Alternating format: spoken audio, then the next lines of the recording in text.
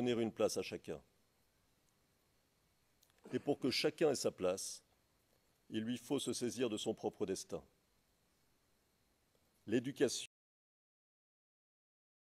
Et c'est pourquoi le président Gbagbo a mis en place un système remarquable d'éducation gratuite et obligatoire, de même qu'un système de protection de santé novateur.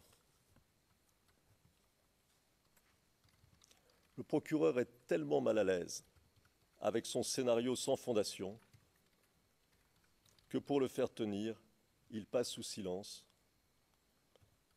entendez-moi bien, il passe sous silence tous les événements marquants de l'histoire ivoirienne de ces années-là. Pas un mot sur les tentatives réitérées de prise du pouvoir par la force pour y placer Alassane Ouattara. Le coup d'État de 1999 contre le président Bédié. L'invasion venue du Nord et la tentative de coup d'État contre le général Gueye en septembre 2000. L'attaque menée en janvier 2001 contre le président Gbagbo. L'invasion venue du Burkina ayant abouti à la partition du pays le 19 septembre 2002. La tentative de renversement du président Gbagbo en novembre 2004 ont disparu du récit du procureur. Après avoir fait disparaître les protagonistes de la bataille d'Abidjan, les protagonistes de la crise ivoirienne, le procureur fait maintenant disparaître les éléments marquants de l'histoire ivoirienne. Il est dommage qu'il n'ait pas pris la peine de s'intéresser aux rebelles pro-Ouattara, à ceux qui ont ravagé le nord du pays pendant des années. S'intéresser à eux donne à comprendre l'histoire d'une autre façon que ce qu'en dit le procureur. Qui sont les rebelles? Un ancien responsable de l'armée française dira, je cite, « J'ai pu constater que la plupart des chefs rebelles n'étaient pas des chefs militaires, mais des chefs de bande d'une violence inouïe, dont l'activité principale consistait à s'imposer par la force, à racketter et tuer, à violer, et ils maintenaient la terreur parmi la population afin de s'enrichir. » Monsieur le Président, Madame, Monsieur, ce sont ces mêmes chefs de guerre qui ont été impliqués depuis 1999 dans toutes les tentatives visant à placer Alassane Ouattara au pouvoir par la force. Ce sont ces mêmes chefs de guerre qui l'entouraient à l'hôtel du Golfe en 2010 et 2011.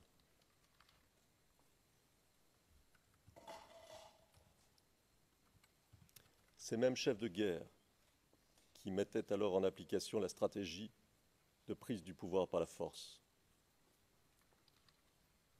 Et ce sont ces mêmes chefs de guerre qui sont aujourd'hui au pouvoir en Côte d'Ivoire.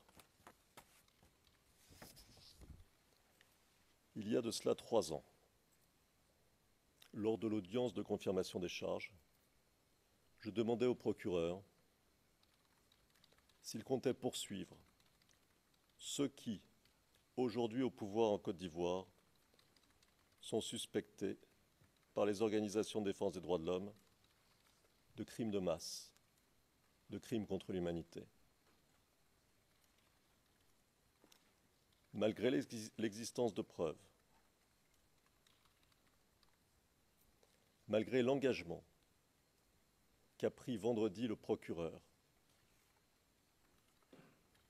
je vous parie qu'aucun d'entre les soutiens d'Alassane Ouattara ne sera jamais poursuivi ici. Voilà ce qui arrive lorsque l'on suit les postulats et la logique d'un récit construit par d'autres, on en est prisonnier.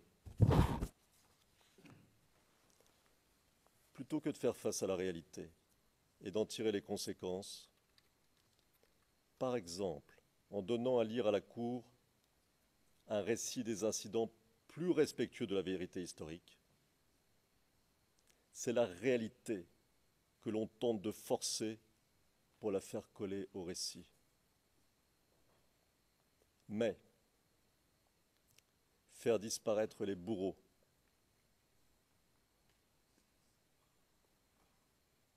c'est faire disparaître leurs crimes. C'est renoncer à l'encontre des engagements du procureur, à les faire comparaître devant la justice.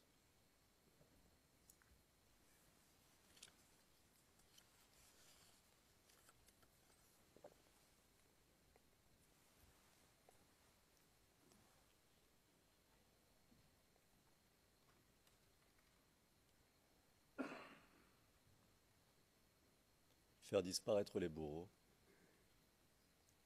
c'est faire disparaître la souffrance vécue par des dizaines de milliers d'Ivoiriennes et d'Ivoiriens.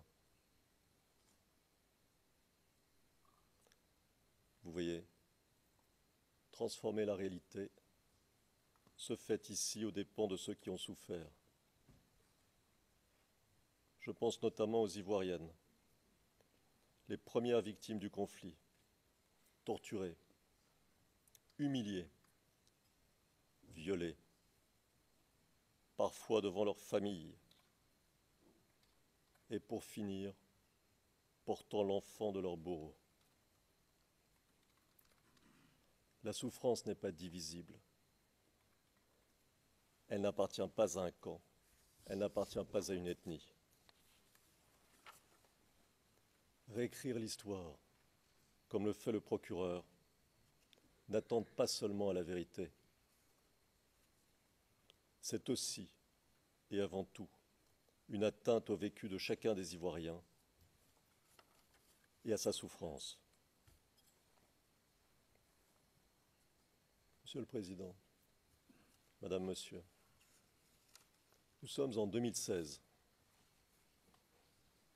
Cela fait presque 5 ans que le procureur enquête. 5 ans d'enquête pour en arriver à cette faillite.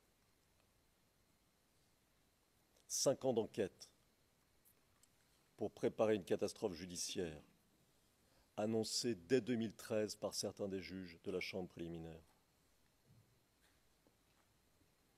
Les silences, les manques, les failles, les contradictions du dossier du procureur donnent à voir en creux la vérité. Il vous appartiendra de la dire. Vous êtes la justice. Pour la première fois dans l'histoire des relations internationales, il est donné à des juges internationaux et indépendants le pouvoir de dire non. Le pouvoir de condamner les manœuvres d'intérêts économiques et politiques puissants. Le pouvoir de condamner la corruption dont ils se nourrissent. Le pouvoir de condamner le mépris dans lequel ces intérêts tiennent les institutions des pays. Ainsi, vous pourrez dire non à un monde ancien, archaïque, au monde de la domination et de la violence. Vous pourrez faire entendre la voix de la raison, la voix de la modernité, dire le juste. En proclamant la vérité, vous rendrez son histoire à la Côte d'Ivoire, vous rendrez leur dignité aux Ivoiriens et vous poserez enfin les fondements d'une vraie réconciliation. Merci.